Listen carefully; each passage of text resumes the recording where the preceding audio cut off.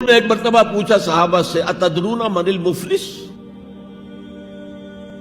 تم جانتے ہو مفلس کون ہوتا؟ صحابہ نے جواب دیا المفلس عندنا من لا درہم لہ ولا دینارا، حضور ہم اس شخص کو مفلس سمجھتے ہیں جس کے پاس درہم و دینار نہیں ہے۔ ہم کہیں گے روپیہ پیسہ نہیں ہے، فرمایا نہیں، میری امت کا مفلس وہ ہوگا جو بہت سی نمازیں لے کر آئے گا، بہت سے روزے لے کر آئے گا، بہت سے حج لے کر آئے گا، بہت سے عمرے لے کر آئے گا،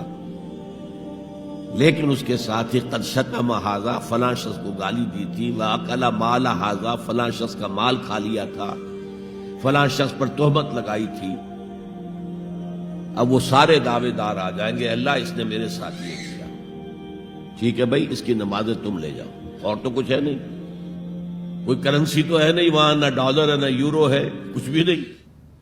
اعمال کی کرنسی ہے، نیکی تم لے جاؤ۔ کوئی اور دعوے دار آیا، روزہ وہ لے گیا، اس کے پاس کچھ نہیں رہا، دعوے دار اب بھی باقی ہیں، اب ان کے گناہ جو ہے اس کے حساب میں پڑنے شروع ہو جائیں گے، یہاں تک کہ دوسروں کے گناہوں کے بوجھ تلے دب کر وہ جہنم میں جھونک دیا جائے۔ یہ مفلس